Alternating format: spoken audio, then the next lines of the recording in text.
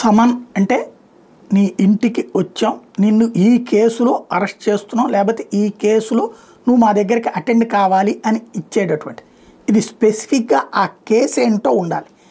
Case ఏ కేసులో summons ఇస్తున్నారు అన్నటువంటి ఇది మ్యాజిస్ట్రేట్లు కానీ అట్లాగే పోలీసులు కానీ చేయాలి.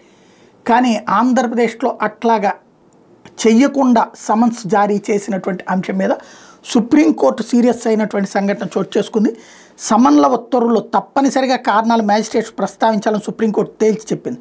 సాక్ష్యాలను సూక్ష్మంగా పరిశీలించాలి, విచక్షణ ఉపయోగించాలి, అప్పుడు మాత్రమే సమన్లు జారీ చేయాలని చెప్పి న్యాయమూర్తులకి తేల్చి చెప్పింది.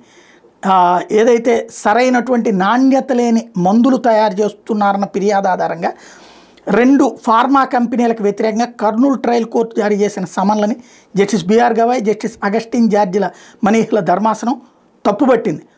ఈ సమన్లని అప్పట్లో 2023 అక్టోబర్లో ఆంధ్రప్రదేశ్ హైకోర్టు సమర్థించడాన్ని తప్పుబట్టి ఆ తీర్పును కొట్టేసింది. క్రిమినల్ కేసులో నిందితుడికి సమన్లు జారీ చేయడం తీవ్రమైన విషయం. ఈ సమయంలో వాస్తవాలను చట్టాన్ని దృష్టిలో ఉంచుకుని మ్యాజిస్ట్రేట్ తన విచక్షణ ఉపయోగించాలి. సమన్లు జారీ చేసే ముందు ప్రాథమిక ఆధారాల విషయంలో మ్యాజిస్ట్రేట్ మౌన ప్రేక్షకుడిగా ఉండకూడదు. సాక్ష్యాలను సూక్ష్మంగా పరిశీలించాలి, ఆరోపణలో నిజమేంతో తెలుసుకోవాలి. ఇది పెప్సీ ఫుడ్ లిమిటెడ్ కేసులో గతంలో ధర్మాసనం తీర్పిచ్చింది. ఆ కేసును ఇక్కడ గుర్తుపెట్టుకోవాలి.